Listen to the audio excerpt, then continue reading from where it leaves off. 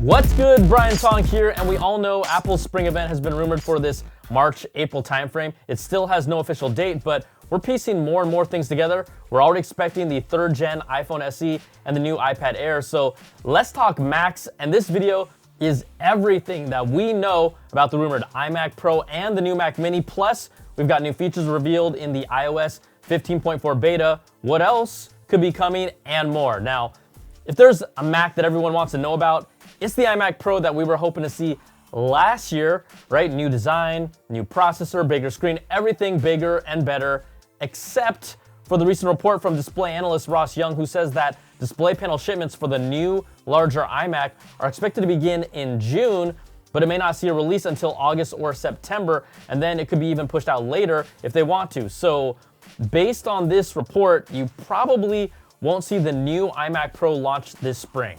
We're expecting it to have an all-new revamped design that's very similar to the new M1 iMacs with a larger 27-inch display.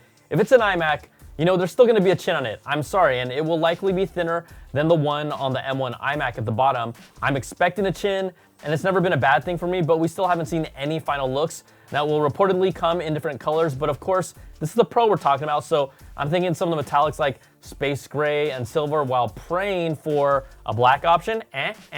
Now, Young also adds that it will bring a mini LED backlit display for deeper blacks, brighter colors, and HDR. The current M1 iMacs do not support HDR, so that would be a first for the iMac Pro. It's also expected to bring a 120Hz Pro Motion display for smoother graphics and gameplay. We'll wait to see what apps actually natively support the feature on launch. We've seen rumors that it could be even bigger than a 27-inch display, but the reports have also really kind of started to settle on 27. Now, leaker Dylan DKT says Apple has tested Face ID for the iMac Pro, but it's not a confirmed feature, and it's still up in the air if it will make it into the final version. It would require, though, using an ultra-wide lens, and we know that the M1 iMac, they didn't get center stage for its camera, so I'm hoping we see it on the new iMac Pro. The ports are expected to align similarly with the MacBook Pro lineup, which means USB-C Thunderbolt ports, an SD card slot, and an HDMI port. Now, the M1 iMac required a dongle adapter if you wanted to use an SD card, and it was really one of the few things that looked just so out of place with the iMac's sleek design, then having this big dongle hanging off of it. Ugh. Now inside, we're expecting the same M1 Pro and M1 Max chips that debuted in the new MacBook Pros, and we know they've been working on even higher end configurations. Maybe one of them just shows up here, or they could be saving it for the new Mac Pro towers. Now there's an entry-level 8-core CPU option for the current M1 Pro processor, but both the M1 Pro and M1 Max processors have the same 10-core CPU options. The M1 Pro goes up to 16 graphics cores, and the M1 Max goes up to 32 graphics cores. Reports claim that the base level iMac Pro will feature 16 gigs of unified memory and a 512 gig solid state drive and start around $2,000. Now, if we compare that to the current M1 iMac, that starts at $1,299 for the base model and goes up to $2,499 if you max out its memory and storage. So the iMac Pro, it does look to be out for the spring event, but that means the Mac that is still in play would be the new Mac Mini. Now, John Prosser and Renders by Ian released the first leaked renders of the Mac Mini way back in May of last year, and we haven't seen anything different from anyone since then. It will be getting a complete redesign according to Prosser, with this plexiglass-like top and then thinner aluminum chassis that will make the Mac Mini more compact and flatter, so it'll be smaller. Now there's gonna be 2 long rubber feet underneath for support, and then the vent has now been moved to the bottom. The Mac Mini was one of the launch products for the first M1 chip, and it's expected to get a boost with the M1 Pro and M1 Max processors and more ports. It's also expected to bring the same power connector port that snaps really sturdy into place like the M1 iMac. This is a really solid connection, and no, this is not a MagSafe connection like the MacBook Pro, but it does use magnets. They're just really strong. Now, we're also expecting 4 USB-C Thunderbolt ports, potentially 2 USB-A ports, an Ethernet port, and HDMI out. Current renders still have not been able to determine if there's going to be a headphone jack or not, and it does seem a little curious to not include one for a desktop, but at the moment, there's none. Bloomberg initially reported that it would arrive alongside the new Mac Pro, but it does feel like the Mac Pro is either a WWDC type announcement with an even more powerful chip, or it could really be an event of its own. But right now, the buzz is to expect the new Mac Mini at Apple's spring event. And if that's true, then we would have the iPhone SE3, iPad Air 5th generation, and the Mac Mini as the most likely hardware candidates to see at Apple's spring event. Now, the new MacBook Air has reportedly been pushed out to the second half of the year, along with the new iMac Pro, and we've heard no credible time frame for the new Mac Pro lineup as well. They haven't really narrowed that down, but I know a lot of you have invested a lot of emotions into what could be your next Mac purchase because look, it's a big, big deal. All right, let's take a break to thank the sponsor of this video, Acorns. Are you actively trying to save and invest money for the future? And if not, what is stopping you? Well, we know the investment world can be intimidating to jump into, and that's where Acorns comes in. Acorns makes it easy to save and invest every day in the background of life, starting with just your spare change, and there is no expertise required. Now, you can get it set up with Acorns in under 5 minutes and start investing with as little as $5. Once a card of yours is linked to Acorns, let's say you buy something for $19.95, it rounds that up to $20, and those 5 cents go into your Acorns account. But then imagine if it does that for all of your purchases, it just starts adding up and it all just happens in the background. Now, Acorns helps build you habits for your financial well-being that could have a big impact long-term, and the earlier you start saving and investing, you increase the possibility of that money growing over time. Acorns is easy to use, there's no experience required, and you can automatically save and invest with spare change purchases. Go to the link on screen and download Acorns to start investing with just your spare change. You can get a $10 bonus if you use my link to set up an account. Terms and conditions apply. All right, now let's play a little catch up. And Apple recently released the latest developer betas for iOS 15.4, iPadOS 15.4, macOS Monterey 12.3, and more. And these are developer betas, so they aren't widely available to the public yet. But Apple has finally released universal control for the Mac and iPad to work seamlessly together in this beta. Now, people are kind of freaking out with its smooth performance in the beta, going from Mac to Mac or Mac to iPad and back and forth, and knowing exactly how they're arranged just based on proximity when you put them down. It's a feature that will be very specific to some workflows, and I know it's not for everyone, but it's finally good to see, and hopefully we'll get it in a final release very soon. Also, come on now, iOS 15.4's beta is now getting the ability to use Face ID while wearing a mask. Now, we're still doing that in California, so I'm loving this future feature. No more, passcode pecking in. It's something that we've been waiting for a while. The iOS beta also revealed support for a new crop of emojis! Arguably, the most important update to any new version of iOS. It includes new ones like the melting face or the lip bite to add your growing catalog of sassy emojis like the eggplant, the squirt, the peach. There's also the peekaboo face and beans and things like coral or the pregnant man, and my favorite, the hand heart. Now you know that I'll be using the hand heart all day.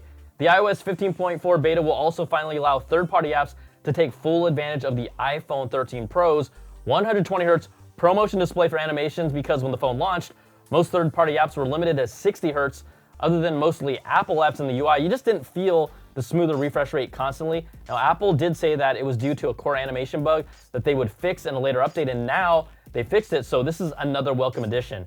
But we still have other updates that we're expecting to see in iOS probably later this year.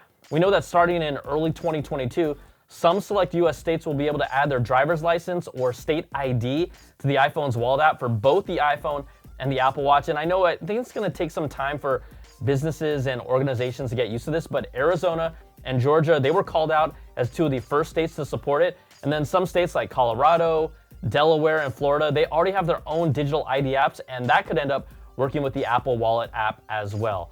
Apple's also been working on a new feature to allow the iPhone to accept payments directly. So without any additional hardware like the Square Reader, that plastic add-on you're used to seeing, you could potentially just tap to pay directly on an iPhone from a card to an iPhone, or tap an iPhone to an iPhone very soon. And this is gonna be a big deal for mobile payments and vendors. And maybe, they probably could just flip the switch to turn this feature on, but it does feel big enough for Apple to maybe hold on to it and then announce it in, less than 6 months as a new feature at WWDC. Also, if we go back to August of last year, Apple acquired the classical music streaming service Primephonic, and Apple said that it would launch a dedicated classical music app in 2022. We're in 2022 now, and that combines its features, and it would really be available to Apple Music subscribers later in the year. So you can already see there's a lot of activity around iOS and just new significant features coming within the next year. There's also a new feature coming to Android, but it's still related to Apple. Google's latest Android Messages app is allowing beta users to correctly interpret and display emoji reactions sent from the iOS Messages app. Yes, believe it or not, right? It's not working for every user of the beta app right now, but this fix addresses the forever issue with SMS chats between iPhone and Android users, where typically the Android user's reaction would be shown as this entirely separate text message. Like, we have all been there. Relationships have been on the brink of ending because of this, or both people just ended up getting iPhones. But it's still a beta. There's still some inconsistencies between reactions where a ha-ha on iMessage is a face with tears of joy on Android.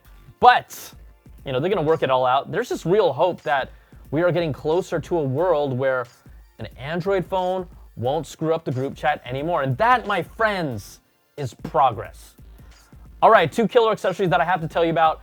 As part of Black History Month, Apple released what I've been wearing this entire video, the new Black Unity braided solo loop. It has this super slick hits of like red and green and yellow, and it's $99. Now there's a free watch face called Unity Lights, and it's the first watch face with 2D ray tracing that simulates light and shadow falling across it, and it dynamically changes. I mean, if you can get a good look at it here, I'm trying to get at a good light. Like, the second hand will actually move and change as it goes, and it's instantly become one of my favorite Apple Watch combos. And yes, this is a stylish accessory, but I'm behind Apple's greater initiative for its $100 million racial equality and justice initiative, and then the creation of an innovation hub in these facilities for students from HBCUs, that's historically Black colleges and universities. They're also providing new learning and mentorship opportunities for students and scholarships. It starts at the education level. So look, Apple's doing real things behind the scenes to start making impactful change. Not that they haven't done this, but they're being a lot more aggressive, and I appreciate that. Instead of being a brand who's posting a tweet because they don't want to look bad during this month. Okay, next up, remember when I lost my AirPods Max for what it was, like 3 or 4 months? Yeah, pretty embarrassing, and I absolutely could not find them anywhere. And I had them in the water-filled case I had. It was really bright and blue, but this case, if I had this, I would have never lost them.